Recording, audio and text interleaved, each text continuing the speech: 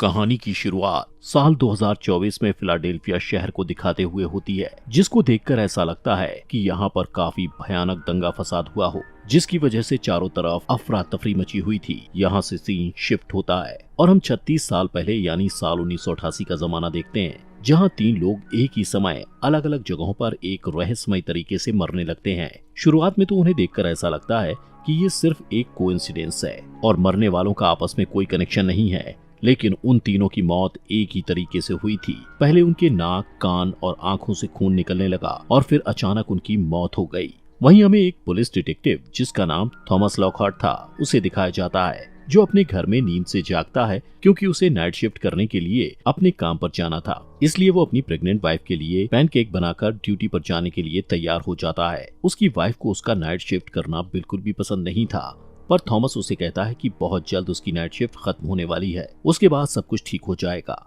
इतना कहकर वो बाहर आकर अपने पार्टनर मैडॉक्स की कार में बैठ जाता है, जहां से वो दोनों उस एक्सीडेंट वाली जगह पर पहुंचते हैं। इन एक्सीडेंट्स की खबर हर रेडियो और टीवी चैनल्स पर दिखाई जा रही थी। यहाँ उन्हें पता चलता है कि एक बस ड्राइवर की चलती हुई बस में अचानक मौत हो जाने के कारण बहुत बड़ी दुर्घटना हो गई है।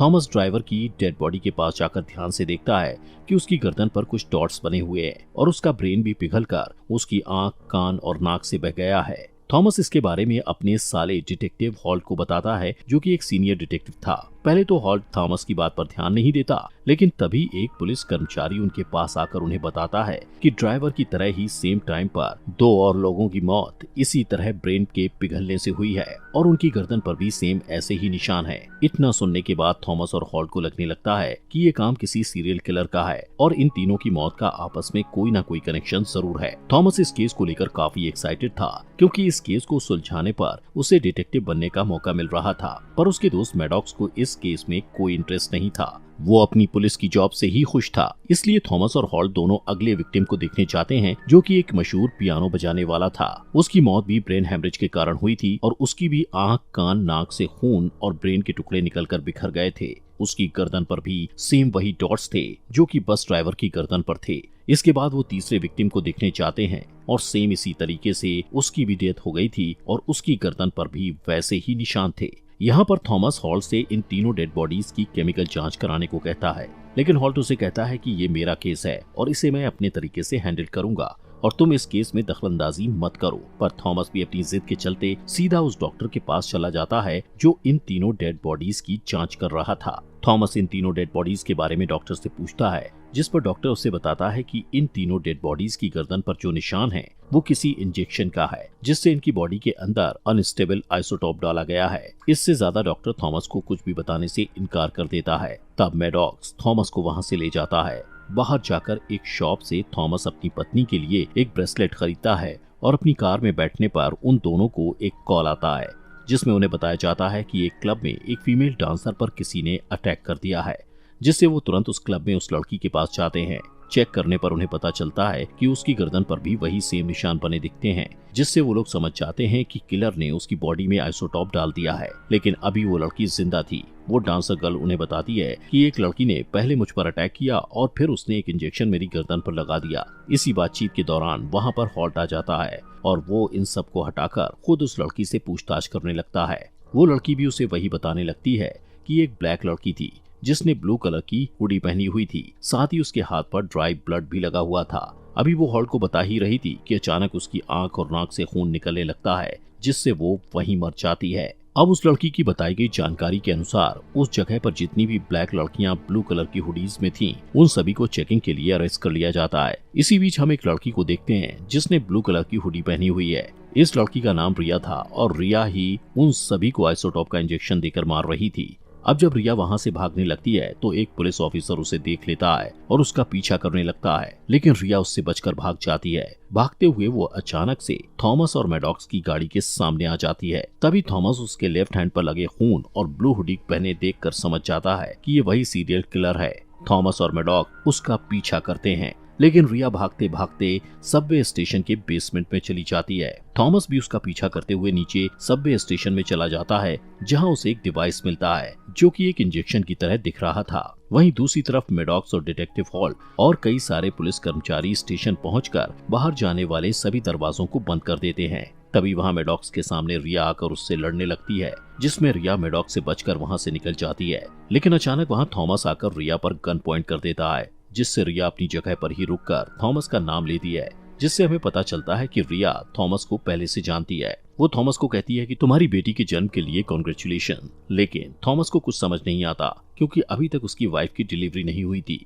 रिया थॉमस को इमोशनल होकर कहती है कि मुझे माफ करना, क्योंकि मैंने तुम्हारे दोस्त मैडॉक्स के साथ अच्छा नहीं किया। इसके बारे में हम मूवी में आगे देखेंगे कि रिया ने थॉमस के साथ क्या किया। इसके बाद थॉमस रिया को अरेस्ट करने की कोशिश करता है, जिससे उन दोनों के बीच काफी ज्यादा फाइट हो जाती है, जिसमें रिया थॉमस की हथकड़ियां निकालकर उसके हाथ पर बांध देती है और उसे घसीटते हुए उसी हथकड़ी को एक बेंच से बांधकर उसे कहती है कि हम दोनों जल्दी मिलेंगे, और वहां से जाने लगती है। तभी थॉमस रिया के इंजेक्शन को उसी पर लगाकर उसे रोकने की कोशिश करता है। इंजेक्शन लगने से रिया लड़खड़ाने लगती है और पटरी पर आ रही ट्रेन के सामने आ जाने से उसकी मौत हो जाती है। ये देखकर थॉमस भी काफी उदास हो जाता है, क्योंकि वो रिया को जिंदा पकड़ना चाहता था।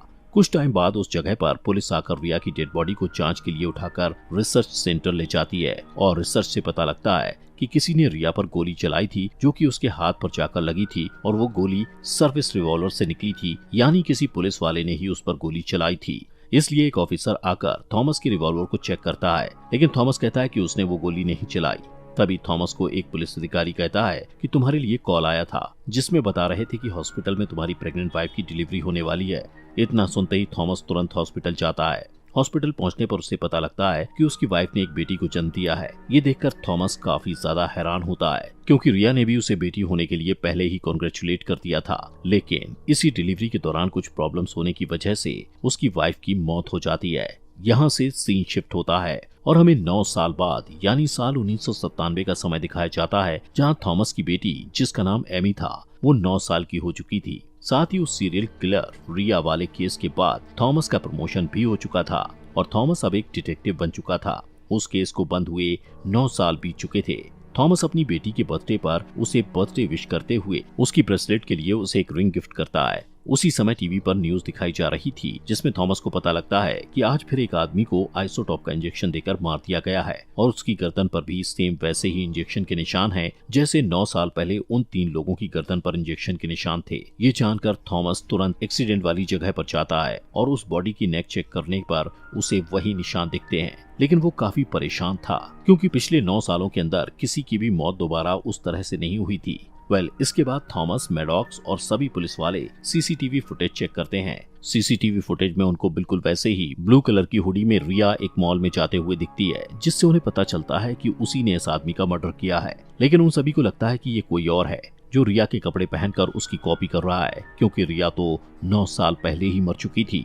लेकिन तभी थॉमस गौर से सीसीटीवी फुटेज में देखता है कि इस लड़की के लेफ्ट हैंड पर भी ड्राई ब्लड लगा हुआ है। ये देखकर वो सोच में पड़ जाता है कि अगर कोई भी रिया की कॉपी कर रहा होगा तो उसे रिया के लेफ्ट हैंड पर लगे खून के बारे में कैसे पता चला होगा, क्योंकि मीडिया में इस चीज का खुलासा कभी भी किया नहीं गया था। इसलिए थॉमस को लगने लगता है कि ये वही असली रिया है जिसने 9 साल पहले लोगों को मारा था। लेकिन वो अभी भी सोच में था कि आखिर रिया मरकर जिंदा कैसे हो सकती है। अब थॉमस मैडॉक्स से कहता है कि उसने मुझसे कहा था कि हम दोबारा मिलेंगे। यहाँ पर इस मिस्ट्री को सॉल्व करने के लिए ये लोग 9 साल पहले रिया के केस को दोबारा ओपन करते हैं, और रिया के सबूतों में थॉमस को कुछ चाबियां मिलती हैं, जिनकी जांच करने पर पता चलता है कि ये चाबियां एक प्लेन की हैं, जिसे पिछले साल ही यानी 1996 में बनाया गया है। थॉमस सोच में पड़ जाता है कि अगर ये चाबियां पिछले साल बने प्लेन की हैं, तो ये 9 साल पहले रिया के पास कैसे थीं? वहीं दूसरी तरफ रिया शहर में काफी बुरी तरह से लोगों को मार रही थी। उधर थॉमस ये सब पता करने के लिए अपने पार्टनर मैडॉक्स के साथ उस एयरबेस पर जाने का फैसला करता है जहाँ वो प्लेन था।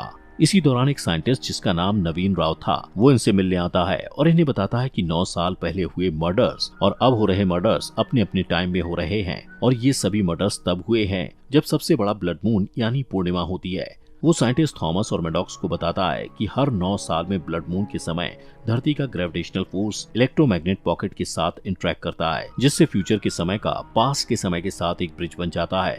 और ये रिया इसी ब्रिज से फ्यूचर से पास में टाइम ट्रेवल करके आ रही है और लोगों को मार रही है। लेकिन थॉमस और मैडॉक्स दोनों को साइंटिस्ट की ये बातें बकवास लगती हैं, इसलिए वो दोनों वहाँ से चले जाते हैं। और जब वो लोग एयरबेस पहुँचते हैं तो देखते हैं कि वो बंद पड़ा है और उसमें ताला लगा हुआ है। लेकिन तभी थॉमस को एयरबेस के अंदर कोई नजर आता है और उसे देखने के लिए वो गेट के ऊपर से कूदकर अंदर चला जाता है। जहां उसे एयरबेस का मैनेजर दिखता है। तभी पीछे से रिया आकर थॉमस पर गन पॉइंट कर देती है और कहती है कि तुमसे दोबारा मिलकर अच्छा लगा। वो कहती है कि अगर तुम्हारा निशाना अच्छा होता तो मैं उस टाइम नहीं बचती। थॉमस को यहाँ पर भी कुछ समझ नहीं आता कि रिया किस निशाने की बात कर रही है। इतना कहकर रिया थॉमस को चेयर के साथ बांध देती है। इस बीच मैडॉक यहाँ और पुलिस वालों को बुला लेता है और थॉमस की हेल्प करने के लिए अंदर जाकर रिया पर गन पॉइंट कर देता है, लेकिन तभी रिया एक्सीडेंटली उसको गन से शूट कर देती है, जिससे मैडॉक्स मर जाता है। हालांकि रिया मैडॉक्स को मारना नहीं चाहती थी और यही वो घटना थी जिसके लिए रिया ने साल 1988 में थॉमस से माफी मांगते हुए कहा था कि उसने उसके साथी मैडॉक्स के साथ जो किया वो जानबूझकर नहीं किया। अब यहाँ पर पुलिस वाले आ जाते हैं, जिससे रिया तुरंत थॉमस से उस प्लेन की चाबियां छीनकर उसे अपने प्लेन में ले जाती है। रास्ते में वो थॉमस को बताती है कि तुम मेरा पीछा करना छोड़ दो, क्योंकि मैं पास में कुछ लोगों की जान लेकर फ्यूचर में इंसानियत को बचा रही हूँ। वो ये भी बताती है कि हर 9 साल में ब्लड मून के टाइम वापस आती हूँ, इसलिए तुम मेरा पीछा करना छोड़ दो। इतना कहकर रिया थॉमस को ओशन में फेंककर वहाँ से भाग जाती है। मॉर्निंग में थॉमस तैरते तैरते पानी से बाहर एक बीच पर आता है। तभी उसे पता लगता है कि वो प्लेन क्रैश हो चुका है, लेकिन उसमें रिया की डेड बॉडी नहीं है, जिससे वो समझ जाता है कि अब वो यहाँ से जा चुकी है। और इसी के चलते अब थॉमस को भी यकीन हो जाता है कि रिया फ्यूचर से टाइम ट्रेवल करके हर 9 साल में आती है। अब यहाँ से कहानी 9 साल आगे चली जाती है, यानी साल 2006 में, जहाँ पर हम थॉमस को देखते हैं जो दिखने में एक सिरफरा लग रहा होता है। आगे बढ़ने से पहले दोस्तों आपका तहे दिल से शुक्रिया आपके अपने फॉक्स एक्सप्लेनर हिंदी चैनल को सब्सक्राइब करने के लिए। थॉमस की बेटी एमी भी अब बड़ी हो चुकी थी और हाई स्कूल में पढ़ने लगी थी, लेकिन वो अब अपने डैड थॉमस के साथ नहीं रहती थी, क्योंकि थॉमस अपनी बेटी के लिए टाइम ही नहीं निकाल रहा था। इसलिए एमी थॉमस के साले हॉल्ट के साथ रहने लगी थी और हॉल्ट ही उसका केयर करता था। वहीं थॉमस ने अब ये मिशन बना लिया था कि वो कैसे भी करके रिया को पकड़कर उसे मार डालेगा, ताकि रिया टाइम ट्रेवल करके लोगों को न मार सके। थॉमस ने अपनी पूरी लाइफ इसी मिशन के लिए डेडिकेट कर दी थी। अब क्योंकि 9 साल बीत चुके थे और रिया आने वाली थी, इसलिए थॉमस अपनी रिसर्च शुरू करता है। वो साइंटिस्ट नेविन राव को कॉल करता है, लेकिन उसका कॉल नहीं लगता। रिसर्च करते वक्त एक दिन थॉमस को पता चलता है कि हैरोल्ड नोवक नाम के एक आदमी का भी 18 साल पहले यानी साल 1988 में रिया ने मर्डर कर दिया था, लेकिन इसकी मौत को सीक्रेट रखा गया था। इतना पता चलते ही अगले दिन थॉमस हैरोल्ड की वाइफ के घर का एड्रेस पता करके उसके घर जाकर उससे हैरोल्ड के बारे में पूछता है। हैरोल्ड की वाइफ उसे बताती है कि हैरोल्ड अमेरिकन मूवमेंट के ऊपर बुक्स लिखता था और उसकी एक्स गर्लफ्रेंड भी थी जो हैरोल्ड के साथ ही काम करती थी। इसी के साथ उसकी वाइफ थॉमस को हैरोल्ड के कुछ पेपर्स देते हुए कहती है कि जो भी लोग हैरोल्ड के साथ काम करते थे उन सभी के नाम इन पेपर्स में लिखे हुए हैं, जिसे देखने पर थॉमस हैरान हो जाता है, क्योंकि अभी तक जिन लोगों की मौत रिया ने की थी उन सभी के नाम एक लिस्ट में लिखे हुए थे।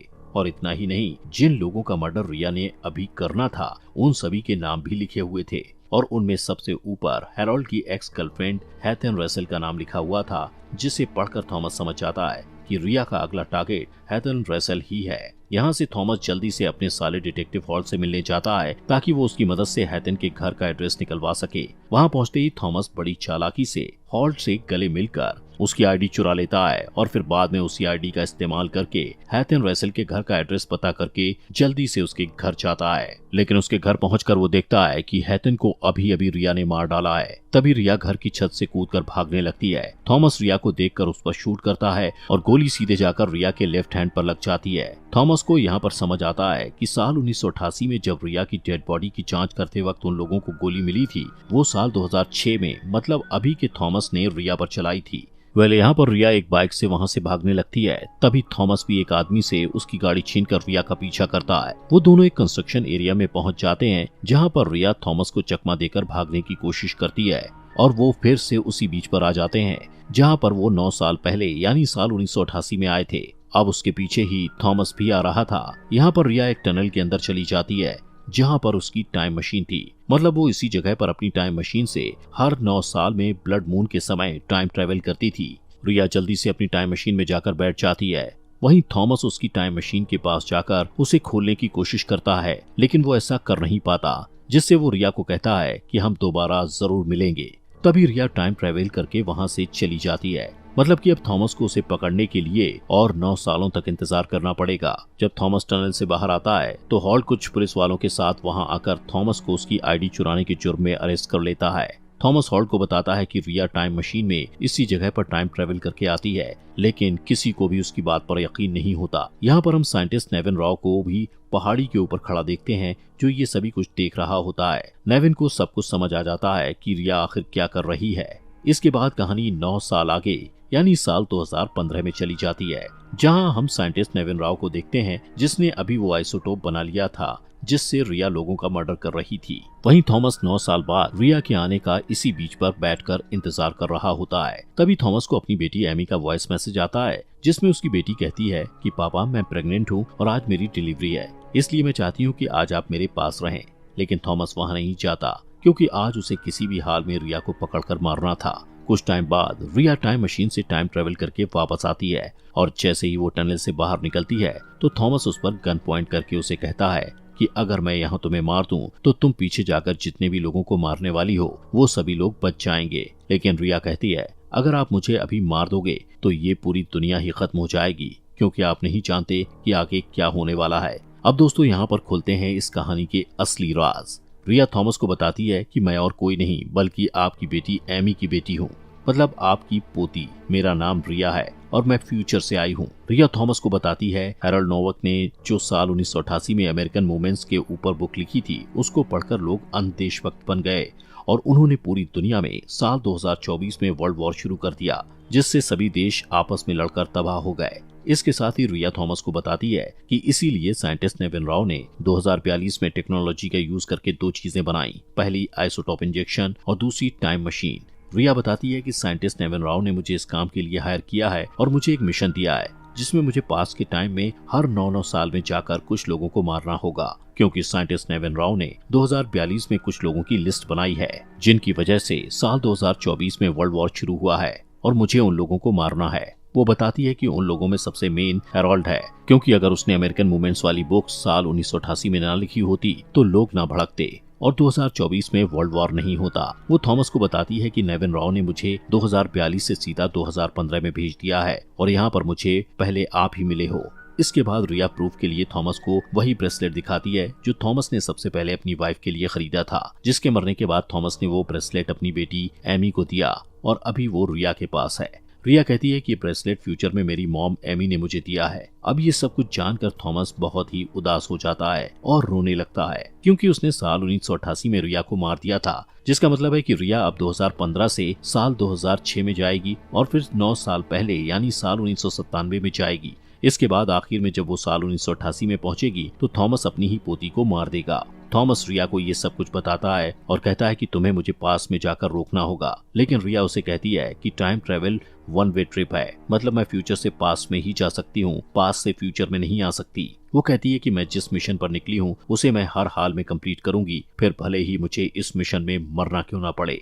ये सुनकर थॉमस काफी ज्यादा उदास होकर रोने लगता है। रिया उससे कहती है कि आप रोइए मत और हॉस्पिटल जाकर मॉम को संभालिए, क्योंकि आज मेरा जन्म होने वाला है। यहाँ पर वो दोनों काफी ज्यादा इमोशनल हो जाते हैं। इतना कहकर रिया वहाँ से चली जाती है और थॉमस भी अपनी बेटी एमी के पास हॉस्पिटल जाता है, जहाँ एमी की डिलीवरी के बाद रिया का जन्म होता है और थॉमस भरे मन से रिया को अपनी गोद में लेकर खूब प्यार करता है। वहीं रिया पास में 9 साल बाद जाकर उन देश विद्रोहियों को मार रही होती है और अंत में वो साल 1988 में अपने सभी टारगेट्स को खत्म कर देती है। अब क्योंकि वो पास से फ्यूचर की तरफ नहीं जा सकती थी, इसलिए वो उसी शहर में अपनी बाकी की लाइफ गुजारने के लिए पुलिस वालों से छुप रही होती है। लेकिन भागते वक्त जैसा कि हमने मूवी के स्टार्टिंग में देखा था कि थॉमस ने अपनी पोती यानी रिया को इंजेक्शन दे दिया था और लड़खड़ाकर उसकी ट्रेन के आगे आने से मौत हो गई थी और इसी घटना के साथ पास में ही रिया मर गई थी। लेकिन अब क्योंकि रिया ने उन सभी लोगों को मार डाला था जिनकी वजह से साल 2024 में वर्ल्ड वॉर शुरू हुआ था, इसलिए अब साल 2024 वाली टाइमलाइन चेंज हो जाती है और सभी चीजें नॉर्मल हो जाती हैं।